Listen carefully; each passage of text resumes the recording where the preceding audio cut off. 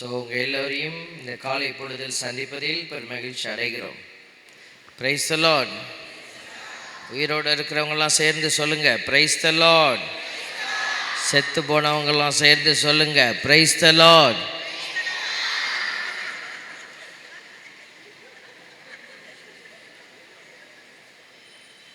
என்ன சொன்னாலும் சொல்லுவியா? செத்து போனவங்கெல்லாம் சொல்லுங்கங்கிறேன். செத்து போனவங்கன்னா யாரு? செத்து போன பணம்லாம் பேசுமா? பேசாதில்ல. அப்போ எப்படி நீங்கள்லாம் ஹலோ பிரைஸ் தி லார்ட் சொல்கிறீங்க? இன்னொரு தடவை கேட்கட்டா? நல்ல காதில் கேட்டு சொல்லணும், கரெக்டாக சொல்லணும். உயிரோடு இருக்கிறவங்களாம் சொல்லுங்கள், பிரைஸ் தி லார்ட். செத்து போனவங்களாம் சொல்லுங்கள், பிரைஸ் தி லார்ட்.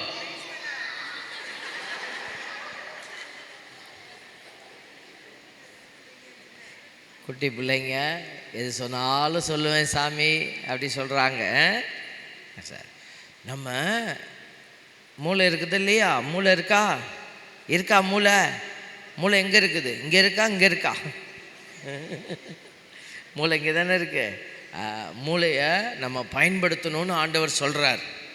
மூளையை பயன்படுத்தணும், நல்ல அறிவோடு ஆண்டவருக்கு முன்னாடி நிற்கணும். சின்ன பிள்ளைங்க, மழை பெய்யுது, வெளியில் போகணும். எப்படி போவோம்? கொடை பிடிச்சிட்டு போவீங்களா? இப்போ வெளியில் போகிறீங்க, நிறைய ஆபத்து இருக்குது. அப்போ என்னத்தை எடுத்துகிட்டு போகணும்? வெளியில் போகிறீங்கல்ல, நிறைய ஆபத்து இருக்குல்ல. அப்போ நம்ம எப்படி போகணும்? எந்த பாதுகாப்போடு போகணும்? ஆண்டவரோடு போகணும். Price the Lord, praise the Lord. பாருங்கள், இன்றைக்கி நிறைய பேர் இங்கே சிறு பிள்ளைகள் இருக்கிறீங்க, பெரிய பிள்ளைங்க இருக்கிறீங்க. ஸோ நம்ம யாருக்கு இந்த செய்தியை கொடுக்கறது அப்படிங்கிறதுல ஒரு குழப்பம் இருக்குது. அதனால் நாங்கள் பேசுகிறோம். கடவுள் உங்களுக்கு புரிய வைப்பார். பெரிய பிள்ளைங்க நீங்கள் கொஞ்சம் புரிஞ்சுக்கணும். சில நேரம் நான் சின்ன பிள்ளைகளுக்கு பேசுகிற மாதிரி பேசினாலும் விஷயம் எல்லாருக்குமே ஒன்று தான். மொழி வேணால் மாறலாம், அந்த நடை மாறலாம், ஆனால் விஷயம் மாறுறதில்லை. இன்றைக்கி இந்த உலகத்தில் பெரிய பிரச்சனைக்குரிய ஒரு தளமாக மாறி இருக்கிறது எதுன்னா இளையோர் உலகம், சிறு குழந்தைகளுடைய உலகம். இப்போ இந்த சிறு குழந்தைகளுடைய உலகத்தை எப்படி மாற்றுறது ரொம்ப கஷ்டமாக இருக்குது. இப்போ நீங்கள் வாலிப பிள்ளைகள், நீங்கள் ஒரு ஸ்டெப்பு மாறினீங்கன்னா நீங்கள் அடுத்தது எடுத்து வைக்க போகிற உலகம் எங்கே? அதுதான் உங்களுடைய குடும்ப வாழ்க்கை.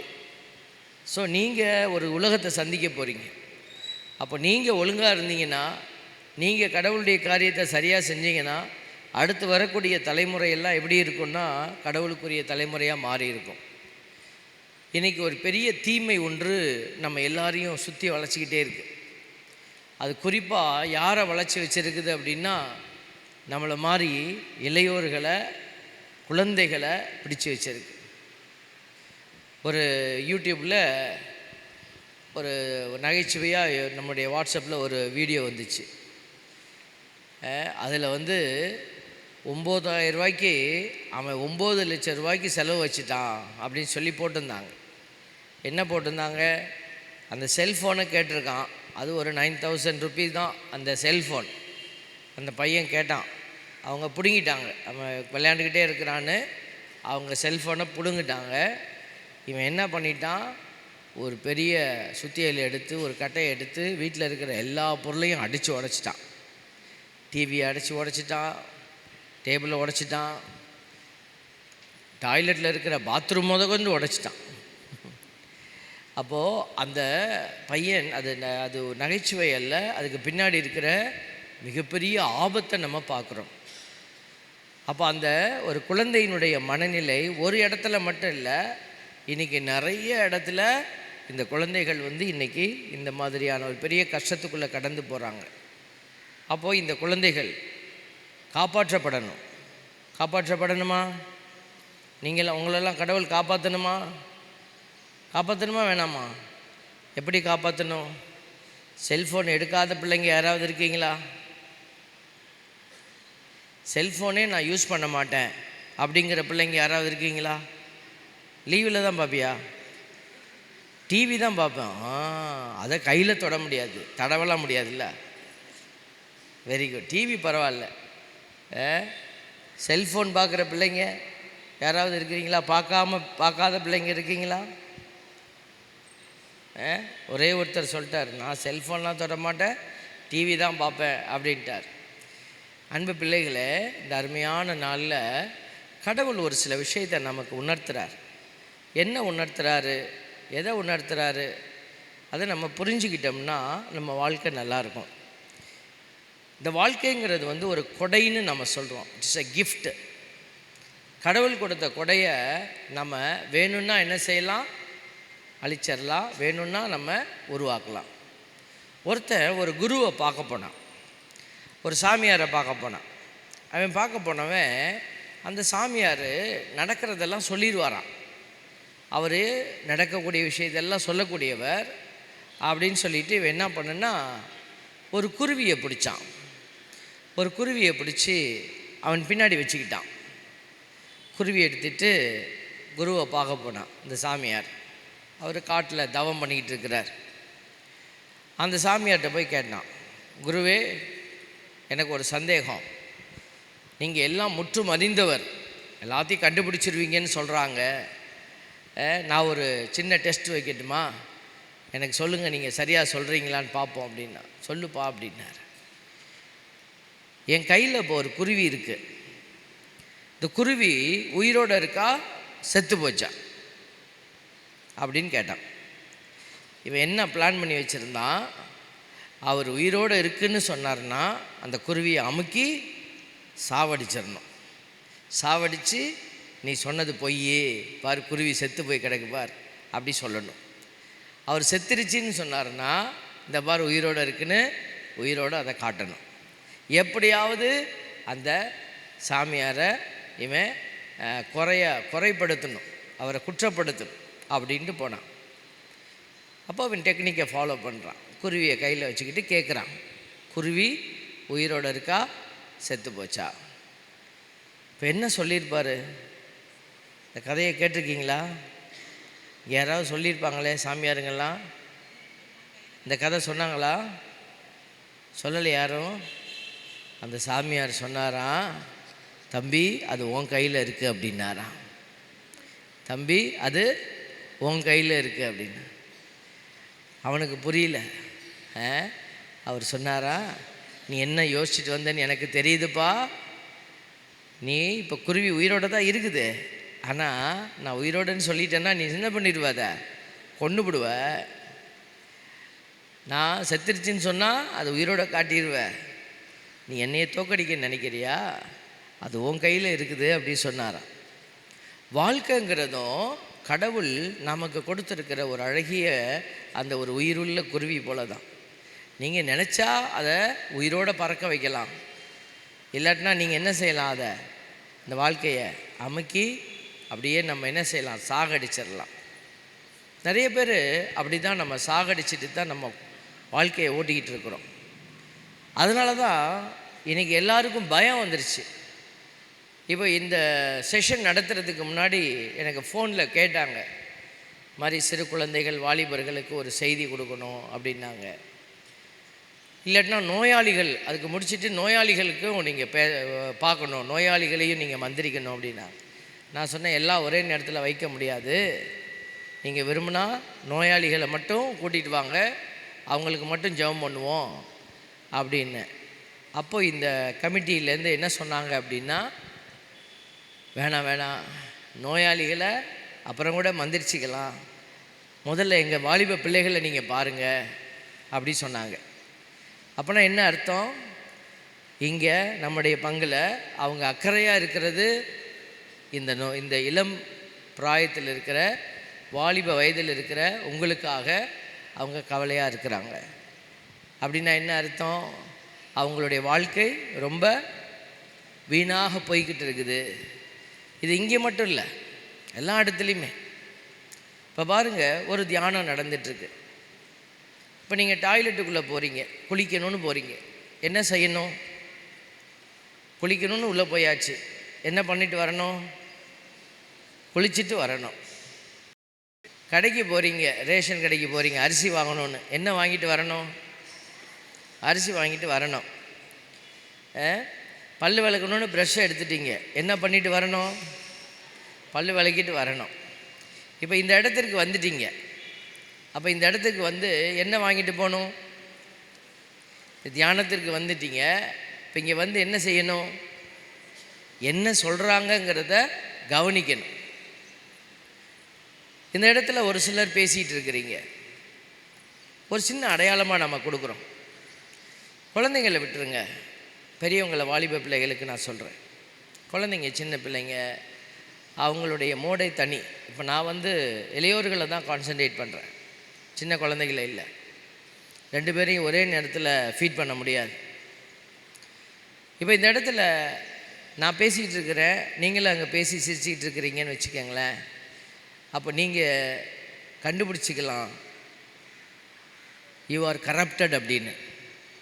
கரப்டட்னா என்ன? உங்களுக்குள்ளே வைரஸ் வந்துருச்சுன்னு அர்த்தம். உன்னை காப்பாற்றுறது கஷ்டமான ஒரு விஷயம். காப்பாற்றுறது கடவுளுக்கு கஷ்டம் இல்லை, கடவுள் ரெடியாக இருக்கிறார். நம்ம என்ன செய்யணும்? முயற்சி பண்ணணும். ஏன்னா நம்ம கெட்டு போகிறது பிரச்சனை இல்லை. நம்ம கெட்டு போகிறோன்னா நமக்கு பின்னாடி குழந்தைகள், குடும்பம் எல்லாமே கெட்டு போகுது. இன்றைக்கி அப்படி தான். வருத்தத்திற்குரிய செய்தி என்னென்னா, நம்ம தாத்தா பாட்டி, தாத்தாவுக்கு தாத்தா பாட்டி, தாத்தா பாட்டி கொள்ளு பாட்டி தாத்தான்னு சொல்கிறோம். அவங்களுக்கு அப்புறம் அவங்க இப்படி ஒரு தலைமுறை தாண்டி தாண்டி தாண்டி எங்கேயோ ஒருத்தர் தப்பு பண்ணிட்டாங்க. அந்த குடும்பமே அப்படியே சிதைஞ்சு சிதைஞ்சு வந்து இன்றைக்கி அது நம்ம தலையிலையும் ஒரு சிதைவு கொடுத்துட்டே இருக்குது. அதனால தான் இன்றைக்கி பெரிய தீமைகளை நம்ம பார்க்குறோம். ஆலயங்களெல்லாம் என்னமோ ரொம்ப தான் இருக்குது, ஆனால் வாழக்கூடிய மக்களுடைய மனநிலையில் ஒரு பெரிய குறைபாடை நம்ம பார்க்குறோம். உண்மையை சொல்லணுன்னா, கிறிஸ்தவ குடும்பங்களில் தான் இன்றைக்கி திருமண காரியங்கள் தடை விழுந்துகிட்டே இருக்கு. கல்யாணம் முடித்து டைவர்ஸ் போகிற கேசஸ்ஸு மற்ற நம்பிக்கையாளர் இந்து சமூகத்தினரை விட, இஸ்லாமியர்களை விட யாருடைய குடும்பம் ரொம்ப வந்து டைவர்ஸ்குள்ளே போகுது, உடஞ்சி போகுதுன்னா அது கத்தோலிக்கர்கள். கிறிஸ்டியன்ஸுக்கு கூட சொல்ல முடியல. இப்போது மற்ற சபையை சார்ந்தவங்க கூட நல்லா தான் இருக்கிறாங்க. அதில் உடையிற 10 குடும்பத்தில் 7 குடும்பம் நம்மளுடைய கத்தோலிக்கர்களுடைய குடும்பமாக இருக்குது. காரணம் என்ன? சாமியாருங்க ஒழுங்காக சொல்லி கொடுக்கலையா? இல்லை பைபிள் ஒழுங்காக பேசலையா? என்ன பிரச்சனைன்னா, உள் வாங்குகிற மனநிலையில் மிகப்பெரிய வேதனை வந்துருச்சு. உள் வாங்குகிற மனநிலையில் ஒரு கரப்ஷன், ஒரு விதமான ஒரு பிரச்சனை. செய்யக்கூடிய விஷயங்களும் சரியாய் செயல்படுத்தப்படலை. ஆலயத்தில் இன்றைக்கி நடக்கக்கூடிய இந்த வழிபாடுகள் எல்லாமே ஒரு விதமான ஒரு வெற்று வழிபாடாக மாறிக்கிட்டே இருக்குது. எல்லாமே அடாவடியாக செய்கிறாங்க. எல்லாருமே ஒரு கூட்டம் என்ன செய்வாங்க? நாங்கள் இந்த கோயிலில் இப்படி தான் செய்வோம் அப்படின்னு சொல்லி அவங்க என்ன செய்வாங்க? அடாவடியாக எதை செய்யணுமோ அதை செஞ்சுட்டு போயிடுவாங்க. பிள்ளைங்கள்லாம் ஓரமாக நின்று மற்றவங்கெல்லாம் வேடிக்கை பார்ப்பாங்க. அவங்க போனோன்னையும் அவங்க இடத்த இன்னொரு கூட்டம் வந்து பிடிச்சிக்கும். அவர் இருந்தார் இந்த இடத்துல, அவர் இருந்து இப்படி தான் செய்வார், நான் வந்து நின்று அப்படி தான் செய்வேன். இப்படித்தான் செயல்பாடுகள் ஒரு பக்கம் போடிக்கிட்டே இருக்குது. ஆனால் பிரச்சனைகள் மவுண்டடுன்னு சொல்லுவாங்க, அப்படியே மலை மாதிரி ஏறிக்கிட்டே இருக்குது. படிப்பு அறிவெல்லாம் நல்லா இருக்குது, உலகத்தின் அறிவு நல்லா இருக்குது. ஆனால் ஆண்டவருக்குள்ளே போகிற அறிவு ரொம்ப வேதனையாக இருக்குது. பிரைஸ் எல்லாம் பாருங்கள். இப்போ என்ன செய்யலாம் அதை சிந்திக்கிறதுக்கு தான் இந்த ஒரு கள பயிற்சி உங்களுக்கு கொடுக்கப்படுகிறார். இந்த கள பயிற்சிக்குள்ளே நீங்கள் போகணுன்னா நீங்கள் முதல்ல இதில் தனியாக பயணிக்கணும். நீங்கள் கூட்டத்தில் உட்கார்ந்துருந்தா கூட நாங்கள் சொல்லக்கூடிய விஷயத்த நீங்கள் உள்ளத்தில் வாங்கி நீங்கள் தனியாக பயணிக்கணும். ஆண்டவர் அப்போ தான் உங்களுக்கு பேசுவார். நான் இருந்தப்போ, நான் உங்களை போல் ஒரு இளைஞனாக இருந்தப்போ என்னோடய இளைஞர்கள் இருந்தாங்க. அவங்க எல்லாருமே கமெண்ட் அடிப்பாங்க. என்னடா இருந்தாலும் வந்து எதாவது பேசிகிட்டு இருப்பார் சொல்லுவாங்க. சாமியார்களை அவமானப்படுத்துவாங்க, கிண்டல் பண்ணுவாங்க. ஆனால் என் மனம் தனியாக இருந்தது நான் பார்த்தேன். அவங்களோட நான் சேர மாட்டேன் இந்த விஷயத்தில். கடவுளை புகழ்கிறதா இருக்கட்டும், கடவுளுக்கு வேலை செய்கிறதா இருக்கட்டும், நான் எப்பொழுதுமே என்னை தனியாக வச்சுக்கிட்டே இருப்பேன். அவங்களுடைய எண்ணத்தில் நான் பயணிக்கிறது இல்லை. அதனால தான் கடவுள் நம்மளை என்ன செய்கிறாரு, தனியாக கூட்டிகிட்டு வந்து இந்த வழி நடத்துகிற பணியை கொடுத்துருக்கிறார். இப்போ இங்கே வந்திருக்கிற நீங்கள் உங்களையே சோதித்து அறிய, உங்களையே நீங்கள் வந்து காப்பாற்றிக்கொள்ள, நீங்கள் உங்களை காப்பாற்றினீங்கன்னா உங்களை சுற்றி இருக்கிற அநேகர் காப்பாற்றப்படுவாங்க. ஆண்டவர் அதுக்காகத்தான் இன்றைக்கி உங்களை இந்த இடத்துக்கு கூட்டிகிட்டு வந்திருக்கிறார். Price the Lord, praise the Lord, praise the Lord. தயாராக இருக்கிறாரு. பிரைஸ் தி லார்ட், ஹல்லேலூயா. ஆண்டவர்கிட்ட வெற்றி வேணுங்கிறவங்கெல்லாம் சொல்லுங்கள், வலதுகரம் உயர்த்தி ஹல்லேலூயா. ஆமாம், வெற்றி வேணும். வெற்றி இல்லாமல் நம்மளால் கடவுளிடத்தில் போக முடியாது. இப்போ நம்ம ஒரு சின்ன ஒரு வார்த்தையை சொல்லுவோம், இறை வார்த்தை. 1 பேதுரு 2:9 எடுத்து வாசிங்க. பைபிள் வச்சுருக்கிறவங்க 1 பேதுரு 2:9 ஆண்டவர் என்ன சொல்கிறார் பாருங்க. 1 பேதுரு 2:9, நீங்கள் தெரிந்தெடுக்கப்பட்ட வழி மரபினர், அரச குருக்களின் கூட்டத்தினர், தூய மக்களினத்தினர், அவரது உரிமை சொத்தான பிள்ளைகள். எனவே உங்களை இருளிலிருந்து தமது வியத்தகு ஒளிக்கு அழைத்து வந்துள்ளவரின் மேன்மைமிக்க செயல்களை அறிவிப்பது உங்கள் பணி. Price the Lord. பாருங்க, கடவுள் உங்கள் பணின்னு சொல்றார் இல்லையா? யாரோட பணி அது? யாரோட பணி? இன்னைக்கு தம்பி வந்து வாசகம் வாசிச்சிங்க இல்லையா? இன்னைக்கு தானே வாசிச்சிங்க. Very good. நீங்கள் வாசித்த வாசகம் உங்களுக்கு ஞாபகம் இருக்கா? அதுலேருந்து ஒரு கேள்வி கேட்கலாமா? ஐயையோ ஆளவுடியா இவன் ஒருத்த. பாருங்க, நீங்கள் வாசிக்கும் போது உங்களுக்கு எப்படி இருந்துச்சு? ஒரு மாதிரி படபடப்பாக இருந்துச்சா? எல்லாரையும் பார்க்கும்போது ஒரு மாதிரி அப்படின்லாம் இல்லையா? நார்மலாக இருந்தீங்களா? நீங்கள் நார்மலாக இருந்தீங்களா இல்லையாங்கிறது எங்களுக்கு தெரியும்.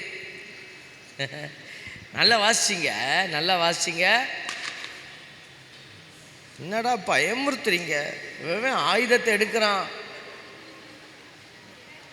அவன் வரான், அவன் போகிறான். சரி, இருக்கிறவர் இருக்கட்டும், போகிறவங்க போகட்டும். Very good.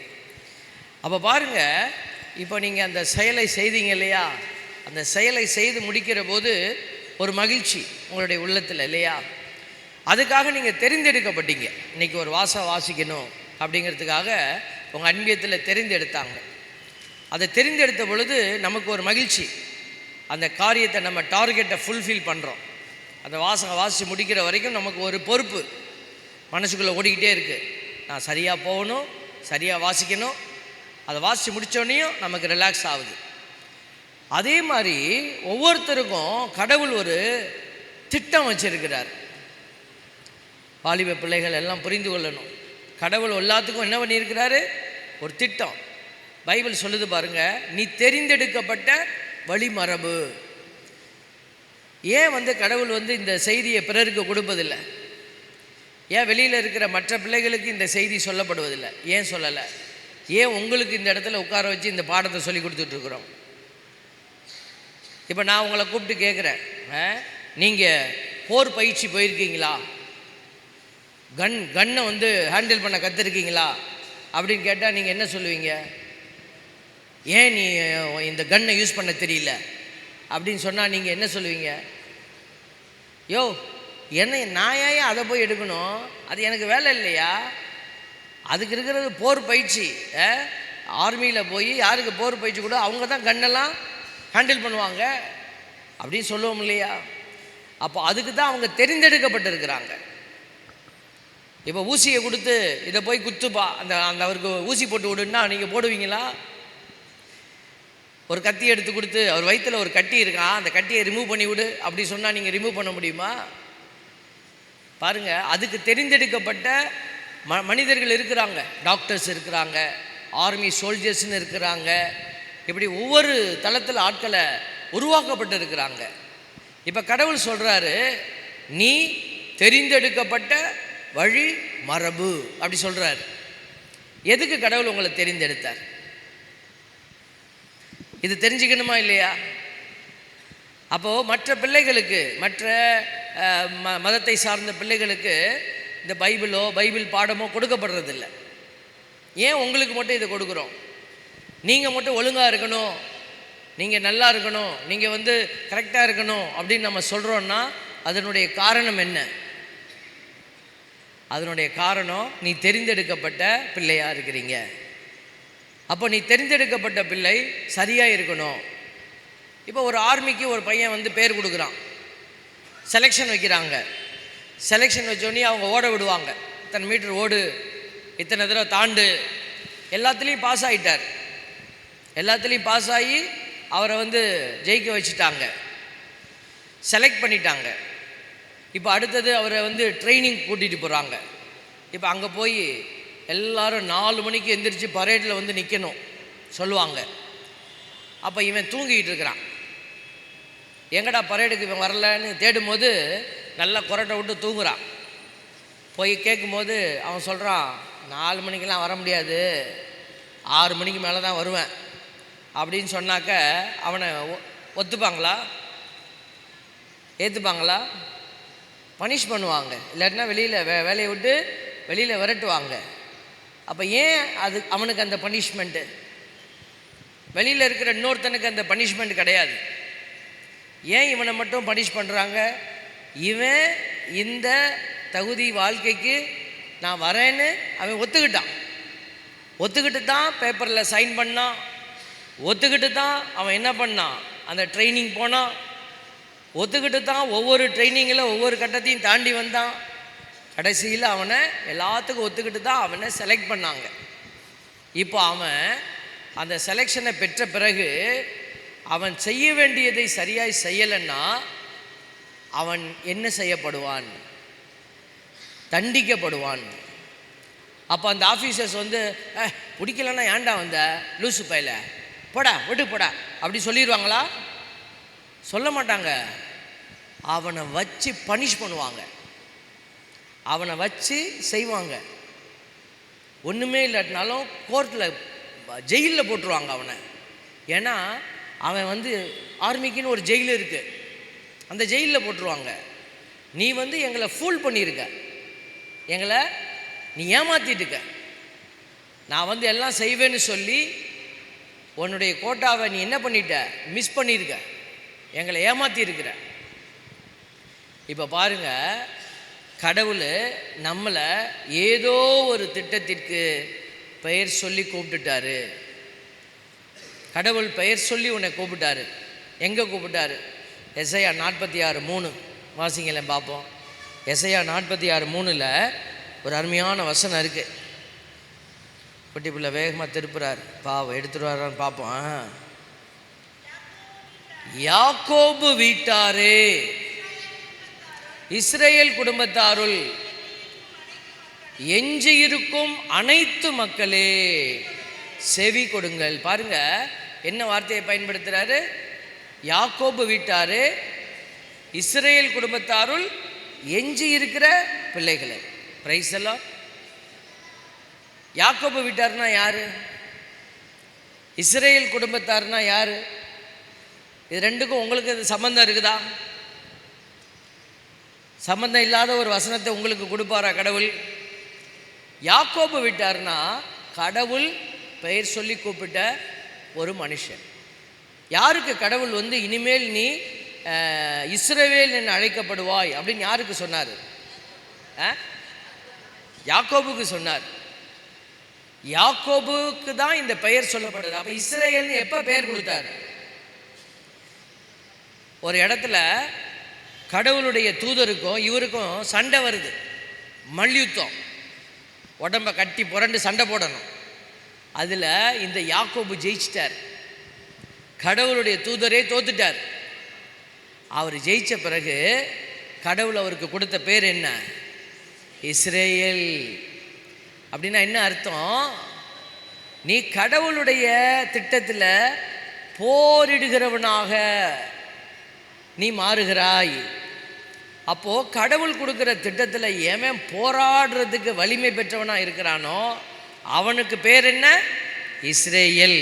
Price the Lord, praise the Lord. வாயை திறந்து போராடுறதுன்னா என்ன? உடம்பு சொல்லுது, நீ டயர்டாக இருக்கா, பேசாமல் உட்காருப்போ அப்படின்னுது. இல்லை, ஃபாதர் சொல்லிட்டாரு, நம்மளும் தடவை சொல்லணும், ஃபாதர் சொல்லிட்டாரு நம்மளும் சொல்லணும் அப்படின்னு சொல்கிறவங்க அவங்க தான் இஸ்ரவேல். Praise the Lord, praise the Lord. இப்போது எதிரி கத்தியை கொண்டு வரான், எதிரி உங்களை வெட்டுறதுக்கு வரான். நீங்கள் என்ன செய்வீங்க? என்னப்பா வெட்ட போறியா, வெட்டுப்பா அப்படி சொல்லி காட்டிகிட்டு இருப்பீங்களா? காட்டுவீங்களா? போராடுவீங்கள்ல, கையில் கிடக்கிற கட்டையை எடுத்து அடிப்பீங்கள. அப்போது எதிர்த்து போராடுகிற பிள்ளைகள் தான் தெரிந்தெடுக்கப்பட்ட இனம் அப்படின்னு ஆண்டவர் சொல்கிறார். புரியுதா? இப்போ நான் சொல்கிறது தெரிந்தெடுக்கப்பட்டன்னா சோகமாக கன்னத்தில் கை வச்சுக்கிட்டு உட்கார்ந்துருக்கிற பிள்ளைங்க இல்லை. கடவுளுக்காக எல்லா தீமைகளையும் எதிர்த்து போர் புரிய வல்ல பிள்ளைகள், அவங்கள தான் ஆண்டவர் இந்த இடத்துல தெரிந்தெடுக்கப்பட்ட வழிமரபு அப்படின்னு சொல்ல வர்றாரு. அதுக்கு தான் துவக்கம் எப்படி கொடுக்குறாரு? யாக்கோபு வீட்டாரே, இஸ்ரேல் குடும்பத்தாருள் எஞ்சி இருக்கும் அனைத்து மக்களே. இப்போ இந்த ஊரில் எவ்வளவு வாலிப பிள்ளைகள் இருக்காங்க இல்லையா? எவ்வளவு குழந்தைகள் இருக்காங்க. இங்கே நீங்கள் மட்டும் வந்திருக்கிறீங்க. உங்களை யார் இங்கே வர சொன்னா? ஃபாதரு கல்யாணத்துக்கு ஓலை எழுத மாட்டேன் அப்படி சொல்லிட்டாரா? அட்டண்டன்ஸ் எடுப்பேன் அதனால் நான் உட்கார்ந்துருக்கிறேன் அப்படின்னு நீங்கள் நினச்சிருக்கீங்களா? அப்படி இருந்ததுன்னா நீங்கள் போயிடலாம். நான் தலையில் அடிச்சுக்கிட்டு தான் சாமி உட்கார்ந்துருக்கேன், எனக்கு பிடிக்கல அப்படின்னா நீங்கள் போயிடலாம். நான் உங்களுக்கு பர்மிஷன் கொடுக்குறேன். அந்த மாதிரியான ஆட்கள் கடவுளுடைய தளத்தில் நிற்க முடியாது. கடவுளுடைய தளத்தில் நிற்கணும்னா முதல்ல உள்ளத்தில் விருப்பம் வேணும். விருப்பம் இல்லாமல் எந்த ஒரு ஆர்வமான காரியத்தையும் அவர்களால் செய்ய முடியாது. அதனால தான் கடவுள் என்ன செய்கிறாரு? தெரிந்தெடுக்கிறாரு. You are a chosen generation. ஆண்டவர் என்ன சொல்கிறார்? You are a chosen generation. எங்கே தெரிந்தெடுத்தார் உங்களை? தெரிந்தெடுத்தார்னு சொல்கிறோம்ல, எங்கே தெரிந்தெடுத்தார்? தாயின் கருவிலே, உங்கள் அப்பா அம்மா வயிற்றிலேயே உங்களை தெரிந்தெடுத்துட்டார். உங்கள் அப்பா அம்மா வயிற்றில் நீங்கள் பிறக்கும்போது எப்படி பிறந்தீங்க தெரியுமா? கையில் வெளியில் பிறக்கும்போது தான் தெரியும் எல்லாருக்குமே. ஆனால் பிறப்புங்கிறது முதல்ல எங்கே வந்துச்சு? வாசிங்க, எசையா 46:3. உதரத்திலிருந்தே உங்களை தாங்குபவர் நான், கருவிலிருந்தே உங்களை சுமப்பவர் நான். பார்த்தீங்களா? உதரத்திலிருந்தே உங்களை தாங்குபவர். உதரம்னா என்ன? கருவிலிருந்தே உங்களை சுமப்பவர் நான். நம்மெல்லாம் அம்மாவுடைய வயிற்றில் எங்கே இருந்தோம்? அம்மாவோட வயிற்றில் எங்கே இருந்தீங்க? என்ன வயிற்றில் இருந்தீங்கன்னு தெரியும். நம்ம குழந்தையா இருக்கிறப்போ வயிற்றில் எந்த பகுதியில் இருந்தோம்? மலக்குழாயில் இருந்தியா, சிறுகுடலில் இருந்தியா, பெருகுடலில் இருந்தியா? எந்த பகுதி இருந்த? என்னப்பா எங்கே இருந்தீங்க? கருவறையில். Very good. கர்ப்ப பையின்னு வாங்க இல்லையா, அது உள்ளதான் நீங்கள் வளர்ந்தீங்க. ஆனால் உருவானது எங்க? உதரம்னு ஒரு வார்த்தை வருதா? இந்த உதரம்னா என்ன? உதிரம்னா ரத்தம், இது உதரம். உதரம் அப்படிங்கிறது கர்ப்பப்பைக்கு முன்னாடி இருக்கிற ஃபாலோப்பியன் டியூப். அந்த டியூப்பில் தான் அப்பாவிடமிருந்து வந்த உயிரணுக்கள் வந்துச்சு. ஸ்பெர்ம் அப்படின்னு சொல்கிற உயிரணுக்கள். அம்மாவிடமிருந்து ஓவும் அப்படிங்கிற முட்டை வந்துச்சு. இந்த இரண்டும் சந்தித்த இடம் எது? இந்த உதரம். இது கர்ப்பப்பை இல்லை, இது சந்தித்த இடம் வேறு இடம். அந்த ஓவரீஸ்ன்னு சொல்லுவாங்க இல்லையா, ஃபாலோப்பியன் டியூப்னு சொல்லுவாங்க. அதில் தான் குழந்தை முதல்ல உருவாகுது, அந்த உயிர் ஜனிக்குது. ஓவும் அப்படிங்கிறது அது தனி முட்டை, ஸ்பெர்ம் என்பது தனி முட்டை. இந்த இரண்டு சேரும் பொழுது அது எம்பிரியோன்னு சொல்லக்கூடிய ஒரு உயிரணுவாக மாறுது. ரெண்டு சந்திச்சுக்கிச்சு. அந்த இடத்துல தான் அந்த மேஜிக் நடந்துச்சு. அந்த மேஜிக் நடந்தப்போ அம்மாவுக்கு தெரியுமா, அப்பாவுக்கு தெரியுமா? யாருக்குமே தெரியாது. நீ உருவான பொழுது ஒரு மேஜிக் நடந்துச்சு பாரு. அந்த மேஜிக் நடந்த நேரம் யாருக்குமே தெரியாது.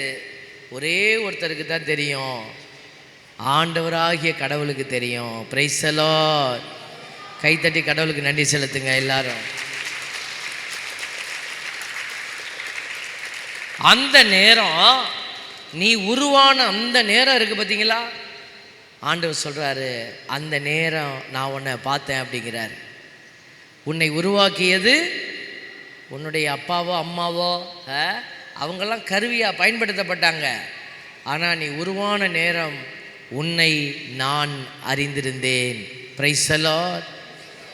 அப்போ கடவுள் உங்களை படைக்கிறாரு, உங்களை உருவாக்கி இருக்கிறாருன்னா திட்டம் இருக்குமா இல்லையா? இப்போ ஏதாவது ஒரு திட்டம் இல்லாமல் கடவுள் உங்களை படைச்சிருப்பாரா?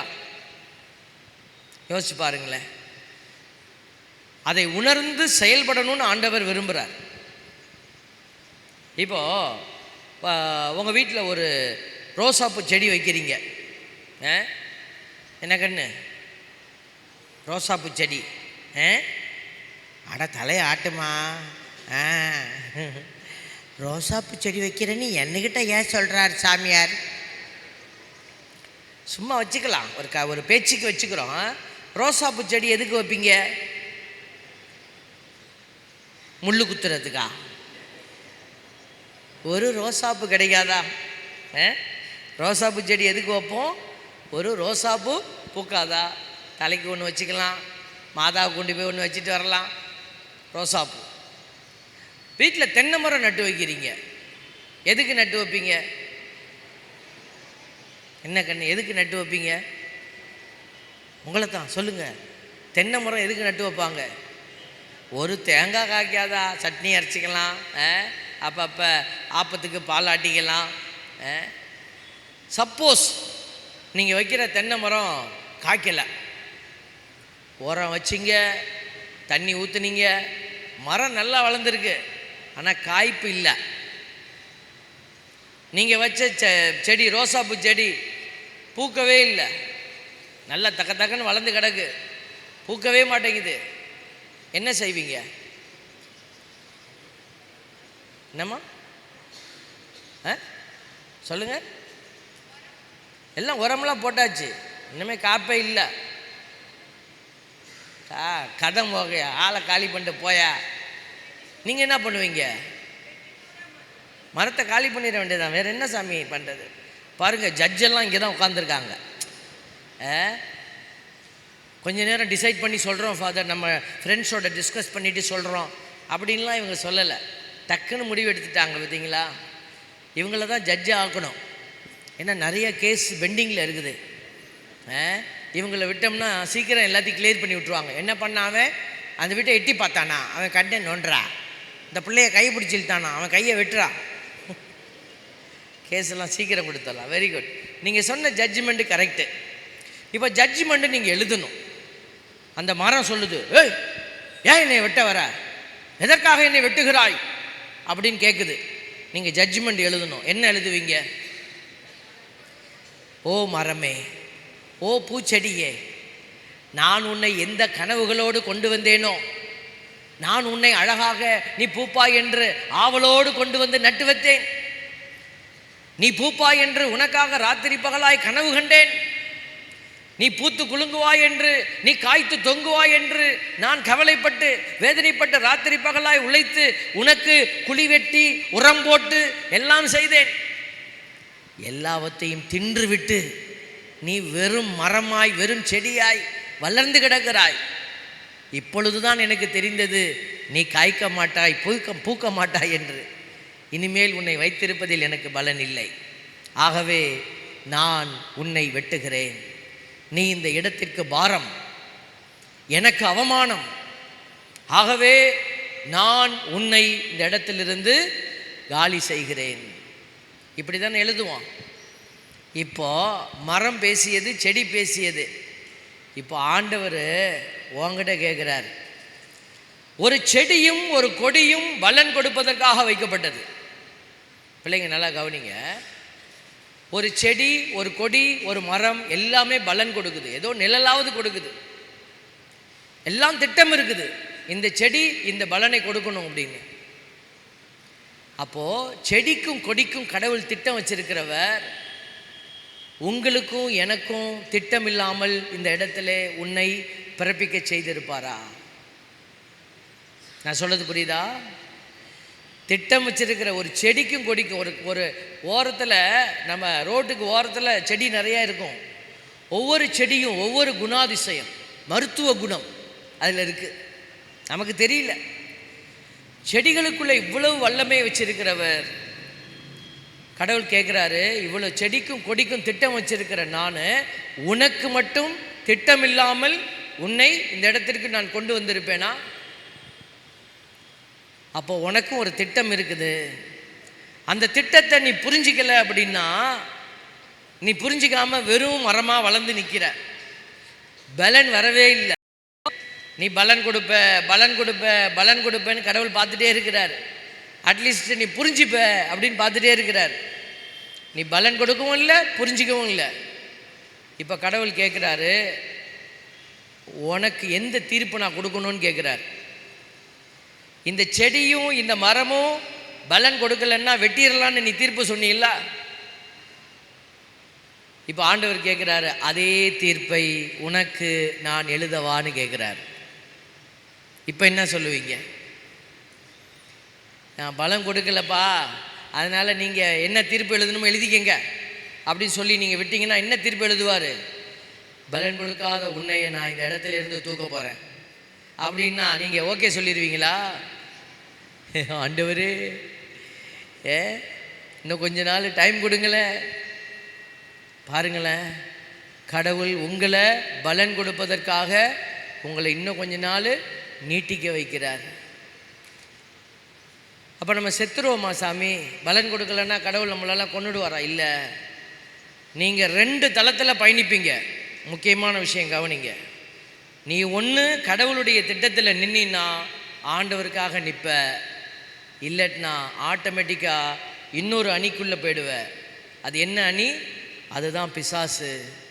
பிசாசு இந்த உலகத்தில் ஒரு குழுவை உருவாக்கிக்கிட்டே இருக்குது. தனக்குரிய திட்டத்தை பிசாசு உருவாக்கிக்கிட்டே இருக்குது. அந்த திட்டத்திற்கு உன்னை அவன் பயன்படுத்துவான். இன்றைக்கி நம்ம கிறிஸ்தவ குடும்பங்களில் நிறைய குடும்பங்கள் பிசாசினுடைய குடும்பங்களாக மாற்றப்பட்டுட்டாங்க. வாலிப பிள்ளைகள் பிசாசினுடைய அடிமைகளாக மாறிட்டாங்க. வேதனை என்ன? இந்த இடத்துல கூட சில நபர்கள் இருப்பீங்க, நீங்கள் உட்கார்ந்துருக்கிறீங்க, ஆனால் நீங்கள் பிசாசினுடைய அந்த எல்லைக்குள்ளே இருக்கக்கூடிய பிள்ளைகளாக இருக்கலாம். கலைகள்னு சொல்லுவாங்க பைபிளில். கலைகள் மாறிடுச்சு, கலைகள் விளைஞ்சிருச்சு. இந்த கலைகள் என்ன சொல்கிறாங்க? போய் சொல்கிறாங்க, நம்ம கலைகள் நிறைய விளைந்து கிடக்குது, நாங்கள் கலைகளை பிடுங்குறோம். அப்போ ஆண்டவர் என்ன சொன்னார்? இல்லை இல்லை, கலையை பிடுங்குனீன்னா அதோடு சேர்த்து என்ன செஞ்சிடும்? பயிரும் வந்துடும். அதனால் கலையை விட்டு வை. நேரம் வருகிற பொழுது எல்லாத்தையும் ஒன்றா எடுத்து நான் கலைகளை ஓரமாக வச்சு அதையெல்லாம் நெருப்பிலிட்டு கொளுத்த போகிறேன். அதனால் நீங்கள் நினச்சி கொள்ளக்கூடாது, நீங்கள் ஏதோ ஒரு விதத்தில் நான் சரியாக தான் இருக்கிறேன். இல்லை, யாருக்காக கடவுள் உன்னை விட்டு வச்சிருக்கிறாருன்னா உன் வீட்டில் இருக்கிற ஏதோ ஒரு பயிருக்காக, உங்கள் பக்கத்தில் இருக்கிற ஏதோ ஒரு நல்ல மனிதருக்காக உங்களை விட்டு வச்சிருக்கிறாரு. அதனால தான் இன்னைக்கு வாலிப பிள்ளைகள் அநேகர் பிசாசின் சக்தியாக மாறிக்கொண்டு இருக்கிறாங்க. குடி, போதை வஸ்துக்கள், செல்ஃபோன், கலாச்சாரம் அண்டு உடல் இச்சைக்குரிய காரியம், இப்படி பல்வேறு விதமான கட்டுகளுக்குள்ளே வந்து கிடக்கிறாங்க. அவங்க எதை மறந்துட்டாங்கன்னா, தெரிந்தெடுக்கப்பட்ட வழி மரபு. நான் கடவுள் என்னையத்தான் தெரிந்தெடுத்திருக்கிறார்.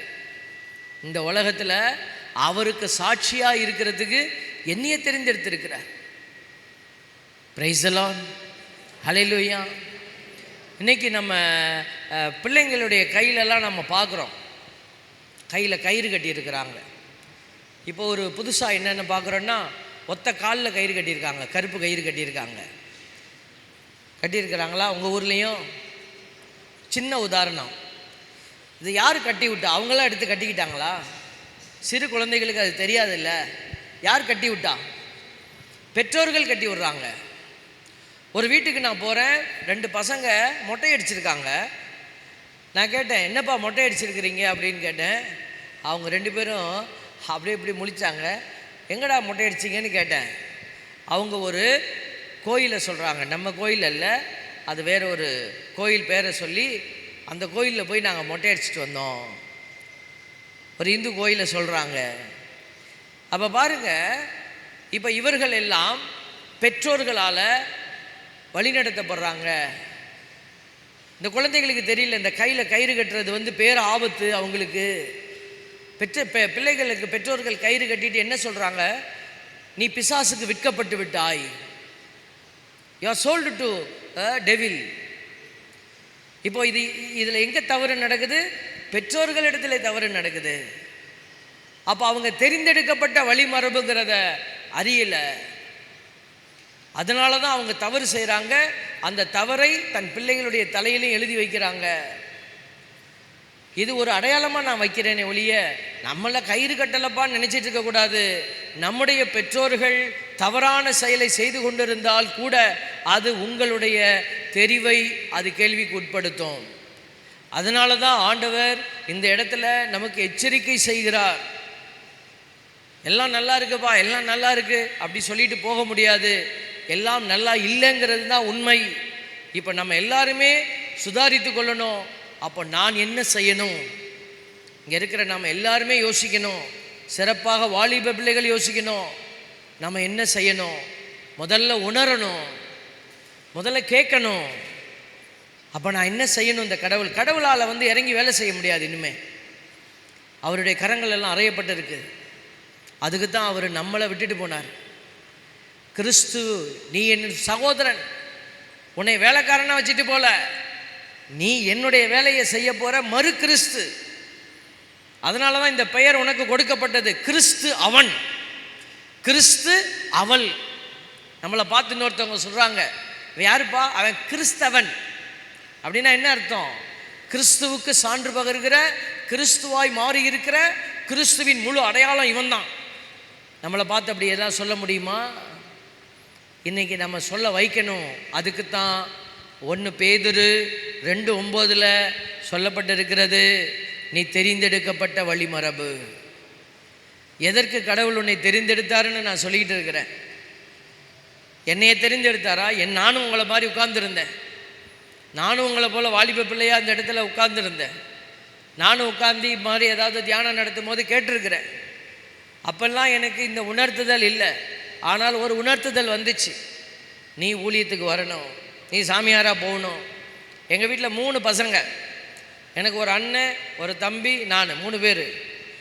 அவங்க 2 பேர்த்துக்கும் அது கிடைக்கல, அந்த செய்தி போகலை. ஒருவேளை எல்லாத்துக்கும் செய்தி போயிருக்கும், எல்லோரும் அவங்களும் கேட்டிருப்பாங்க. அவங்களுக்கும் ஸ்கூலில் வந்து ஒகேஷன் கேம்பெல்லாம் நடத்தினாங்க, அவங்களையும் தெரிந்தெடுத்தாங்க, வாங்க வாங்கன்னு கூப்பிட்டாங்க. ஆனால் அவங்களுக்கு இதயத்தில் பேசப்படலை. இப்போது ஆண்டவர் அந்த நேரம் என்னையை இந்த பணிக்கு அழைச்சாருன்னு அன்னைக்கு நான் முழுசாக உணர முடியல. ஆனால் ஏதோ ஒரு விதத்தில் ஒரு சிறிய உணர்வு வந்துச்சு. அதுதான் ஆண்டவர் தெரிந்தெடுத்தாருங்கிறதுக்கான அடையாளம். இன்றைக்கி உங்களையும் இந்த மாதிரி குருத்துவத்துக்குன்னு இல்லை, ஆண்டவருக்காக நான் சிறப்பாய் வாழ வேண்டும், நான் தனித்துவத்தோடு வாழணும், ஆண்டவருக்கு பலன் கொடுக்குற பிள்ளையாக நிற்கணும் அப்படிங்கிற உணர்வு உங்களுடைய இதயத்தில் வந்ததுன்னா நீங்கள் ஆண்டவருடைய தெரிவை உணர்ந்து கொள்ளுறீங்க. இந்த இறைவார்த்தை தெரிந்தெடுக்கப்பட்ட வழிமரபு, அந்த வார்த்தை உங்கள் இதயத்தில் போய் உட்கார்ந்துருச்சுன்னு அர்த்தம். பிரைஸ் தி லார்ட், ஹல்லேலூயா. தெரிந்தெடுக்கப்பட்ட வழிமரபு. அடுத்த வார்த்தை சொல்லுங்க. அரச குருக்களின் கூட்டத்தினர். ரெண்டாவது வார்த்தை பாருங்க. நீங்க யாரு? அரச குருக்களின் கூட்டத்தினர். அரச குருக்கள்னா யாரு? இப்போ நான் யாரு? அங்கே போட்டிருக்கிற நான் யாரு? ஃபாதர். தமிழில் சொன்னால் குரு.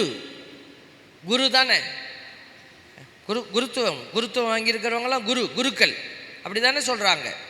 இப்போது நீங்கள் இங்கே உட்கார்ந்துருக்கிறவங்க எத்தனை பேர் குரு? நீங்கள் குருவாக இருக்கிறீங்களா? ப்ரீஸ்ட்னு சொல்லுவாங்க இல்லையா? இங்கே எத்தனை பேர் நீங்களும் நானும் ப்ரீஸ்ட்டு தான் அப்படின்னு சொல்லுவீங்க? 1 2 3 4 5 6 7. எப்படி குரு?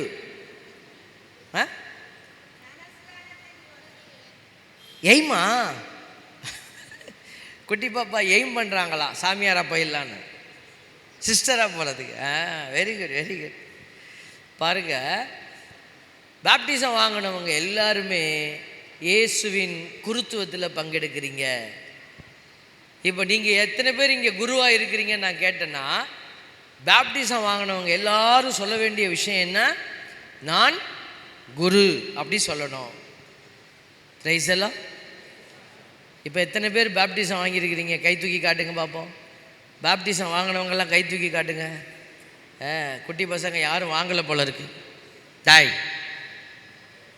பேப்டிசம் வாங்கினீங்களா? பேப்டிசம் வாங்கினீங்களா? ஞானஸ்தானம் வாங்கினீங்களா? எப்போ வாங்கினீங்க? போன வாரம் செட்டியார் கடையில் வாங்கினீங்க. அதான் கோயிலில் வாங்கினீங்களா? நீங்கள் குட்டி பிள்ளையாக இருக்கும்போது கொடுத்தாங்களா? வீட்டில் போய் அம்மாட்ட கேட்டு பாருங்கள், உங்களுக்கெல்லாம் கொடுத்துருப்பாங்க. பாருங்கள் பிள்ளைகளே, நீங்கள் குழந்தையாக இருந்தபோது உங்களுக்கு இந்த அபிஷேகம் கொடுக்கப்பட்டது. இப்போ குருவானவர் அபிஷேகம் வாங்கினாரா இல்லையா? குருக்கள் அபிஷேகப்பட்டவங்கன்னு சொல்கிறோமா இல்லையா? எப்படி அபிஷேகம் வந்தது எங்களுக்கு? ஆயர் எங்களுக்கு என்ன எப்படி அபிஷேகம் பண்ணுறாரு? அந்த அபிஷேக எண்ணெயை எங்கள் கரத்தில் பூசி எங்களை அபிஷேகித்தாங்க. அதே எண்ணெய் உங்கள் தலையிலும் பூசப்பட்டு நீங்கள் அபிஷேகிக்கப்பட்டீர்கள். Praise the Lord, praise the Lord. கடவுள் என்ன செஞ்சார்? உங்களையும் இந்த திருமுழுக்கில் அபிஷேகம் செய்தார். இந்த அபிஷேகத்தை பெற்றுக்கொண்ட பிள்ளைகளாக தான் நீங்கள் எல்லாம் கோயிலுக்கு வரீங்க. இப்போ ஒரு நன்மை கொடுக்குறோம். நன்மை கொடுக்கும்போது ஒரு இந்து வராங்கன்னு வச்சுப்போமே, ஒரு முஸ்லீம் வராங்க. இப்போ நன்மை கொடுக்கலாமா? அவங்களுக்கு நன்மை கொடுக்கலாமா? கொடுக்கக்கூடாதா? ஏன்? அவங்க புது நன்மை எடுக்கலை. ஆமாம், புது நன்மை எங்கே கிடைக்கும்? செட்டியார் கடையில் கிடைக்குமா? நாடார் கடையில் கிடைக்குமா? ஜங்ஷன் இல்லையா? சர்ச் இல்லையா? எப்போ பார்த்துக்கிட்டே இருக்கணும், புதுசாக ஆர்டர் பண்ணி நன்மை வருதா? அந்த நன்மையா? ஏசப்பாவை ஆசீர்வதித்து அவர் வர்றது நம்மக்கிட்ட. Very good. நீங்கள் எல்லாம் குவாலிஃபைடாக இருக்கிறீங்க. உங்களுக்கு இன்றைக்கே நன்மை கொடுத்துடலாம். Very good. இப்படி தானே, இந்த ஆர்வத்தில் தானே நம்ம இருந்தோம். வாலிப பிள்ளைகள், இந்த ஆர்வத்தில் தானே நம்ம இருந்தோம். இந்த ஆர்வம் எப்படி மழுங்கி போச்சு? ஒரு கேள்வி கேட்கும்போது தலையை கூட ஆட்டுறதுக்கு நமக்கு மனசு வரலையே. இப்போ நம்ம மழுங்கி தானே போயிருக்கோம், வெக்கப்படுறோம். எதுக்கு நம்ம தலையாட்டணும்? உங்களுக்குள்ள ஒரு சத்தம் கேட்டுக்கிட்டே இருக்குது. சாமியார் நம்மக்கிட்டையா கேட்டார்? பொதுவாக கேட்குறாரு. நான் ஏன் லூஸ் மாதிரி தலையாட்டணும்?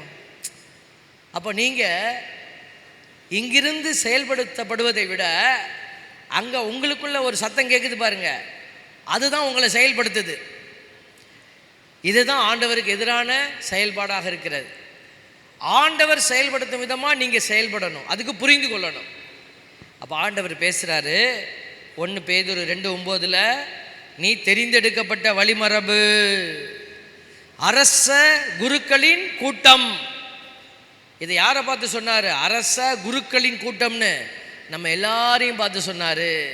அப்போது திருமுழுக்கு பெற்ற பிள்ளைகள் எல்லோருமே இயேசுவின் குருத்துவத்தில் பங்கெடுக்கிறீங்க.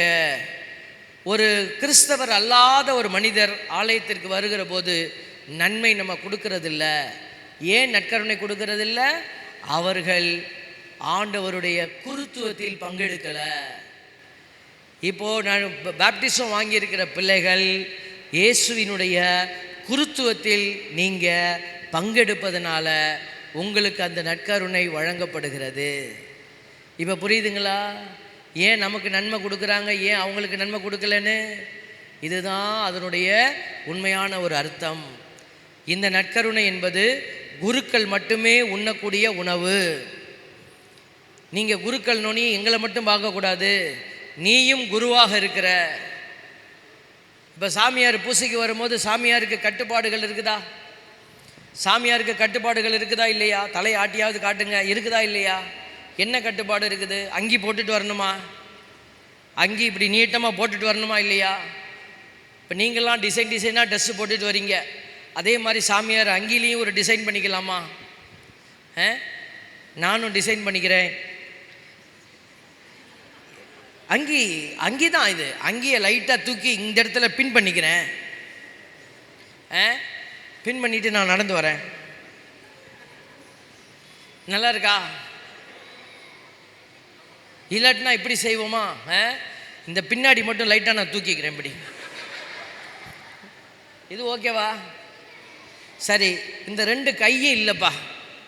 நீங்களும் கை இல்லாமலாம் ட்ரெஸ்ஸு போட்டுட்டு வரீங்கல்ல, நாங்களும் கை இல்லாமல் 2 கை இல்லை. அப்படி நல்லா இந்த இடத்துல ஒரு கட்டு கொடுத்து அப்படி நல்லா பாடியை காட்டிக்கிட்டு அப்படி வரேன். ஓகேவா? என்ன ஓகேவா? இந்த இடத்துல ஒரு வட்டம் போட்டு ஓட்டையாக்கிட்டு இந்த இடத்துல நல்லா நூல் வச்சு நல்லா டிசைனாக தொங்க விட்டுட்டு வரேன். ஏன்னா நீங்களாம் இப்போ பேண்ட்டை கிழிச்சி போட்டு வரீங்கல்ல, அங்கங்கே கிழிஞ்சி நிற்குது.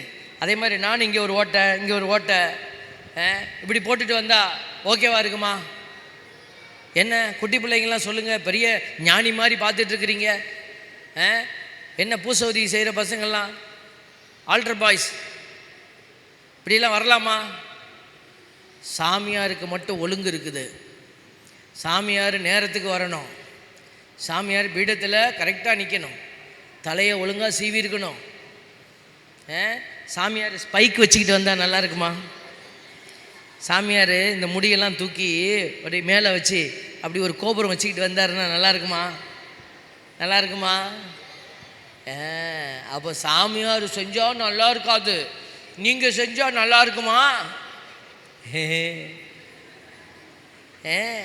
நீங்கள் மட்டும் லெக்கின்னு சொல்லி நல்லா டைட்டாக ஒரு பேண்ட்டை போட்டுட்டு அது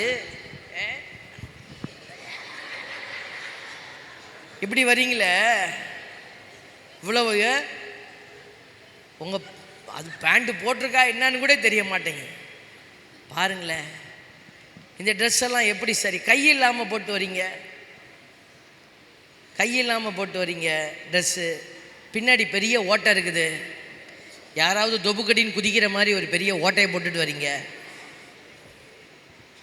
எப்படி இந்த ஆடையெல்லாம் நீங்கள் விட்டுட்டு கிழிஞ்சி போட்டு வரீங்க? ஒரு பையன் பின்னாடி அந்த பாக்கெட் கிழிஞ்சி தொங்குது, சிவப்பாக தெரியுது. நான் பார்த்த உடனேயும் ஏதோ அவன் பேண்ட்டு தான் கிழிஞ்சி தொங்குது போல இருக்குது, உள்ளே போட்டிருக்கிறதெல்லாம் தெரியுதுன்னு நான் போய் டேய் பேண்ட்டு கிழிஞ்சிருக்குடா தம்பி, டேய் பேண்ட்டு கிழிஞ்சிருக்குடா அப்படின்னு சொல்கிறேன். அவன் இட்ஸ் ஓகே ஃபாதருங்கிறான். டேய் இட் இஸ் நாட் ஓகேடா, பின்னாடி உள்ளே இருக்கிறதெல்லாம் தெரியுதுடா அப்படிங்கிற. ஃபாதர் அது ஃபேஷன் ஃபாதர், அது ஃபேஷன் இல்லை, எங்களுக்கெல்லாம் அது பேஷன். பேஷன்னா என்ன? பாடுகள், துன்பம் பார்க்கும்போது கன்றாவியாக இருக்கு. ஃப்ளைட்டில் என் பக்கத்தில் ஒருத்தன் உட்காந்தான், பாம்பே போனேன் அப்போ உட்காந்தான். அவன் ஏர்போர்ட்லேயே ஒரு மார்க்கமாக தான் இருந்தான். ஏர்போர்ட்டில் நடக்கும்போது அப்படின்னா அவன் வந்து பக்கத்தில் வந்து உட்காந்தான். 2 சீட்டு அது. பாருங்கள், அவனை கொண்டு வந்து என் பக்கத்தில் உட்கார வச்சுட்டாங்க. அந்த உட்கார்ந்தோடனே தான் அவன் பார்க்குறேன், அவன் பேண்ட்டெல்லாம் கிழிஞ்சி இருக்குது. அதான் டிசைன் அது. பாருங்கள் பிள்ளைகளை, கடவுள் உன்னைய தெரிந்தெடுத்திருக்கிறாருன்னா இந்த உலகத்தில் இருக்கிறவங்களை போல வாழ்கிறதுக்கு இல்லை, நாம் வித்தியாசமாக வாழணும், சரியாக வாழ்ந்து அவங்களுக்கு காட்டணும்.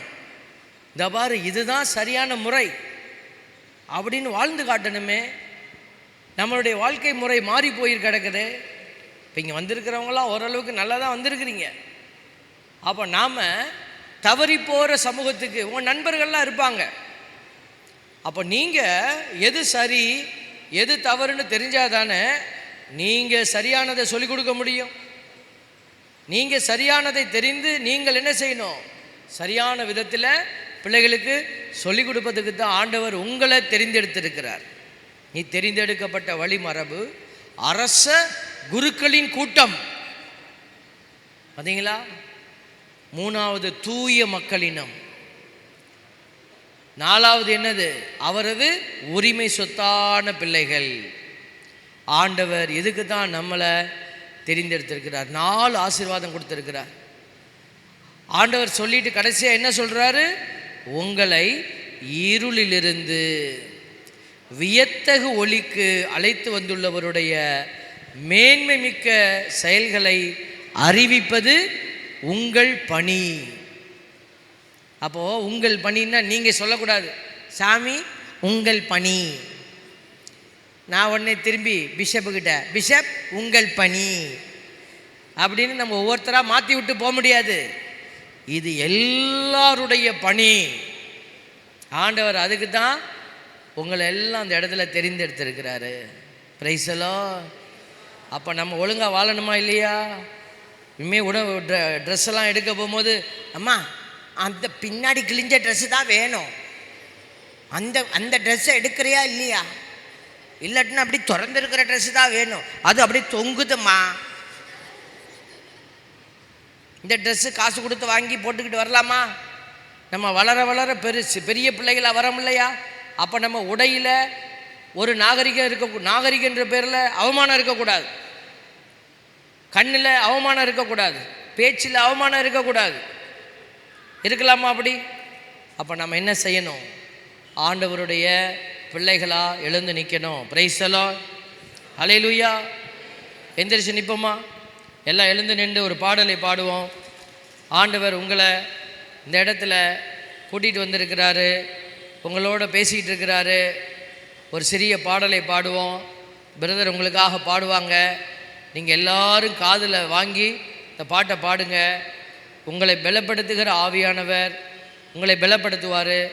கடவுள் உங்களை பெயர் சொல்லி தெரிந்தெடுத்திருக்கிறாரு. தெரிந்தெடுத்தவர் உண்மை உள்ளவராக இருக்கிறாரு.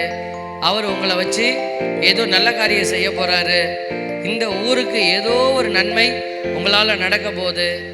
உங்களுடைய அந்த வழிகாட்டுதலை இருக்கிறாரு. இதோ எல்லாரும் சேர்ந்து பாடுவோமா?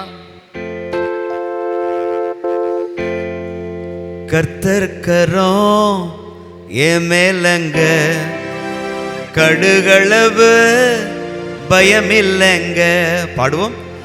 கர்த்தர் கரம் என் மேலங்க, கடுகளவு பயமில்லைங்க. ஏந்திடுவார் என்னை தாங்கிடுவார். பாடுவோம். ஏந்திடுவார் என்னை தாங்கிடுவார், இறுதி வரை என்னை நடத்திடுவார், இறுதி வரை என்னை நடத்திடுவார். கைகளை தட்டி பாடுவோம்.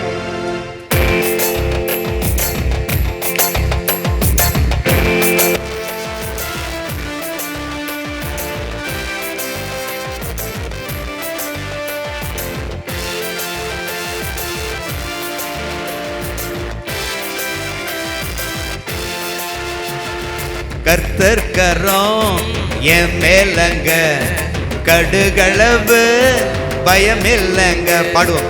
கர்த்தர் கரம் என் மேலங்க, கடுகளவு பயமில்லைங்க.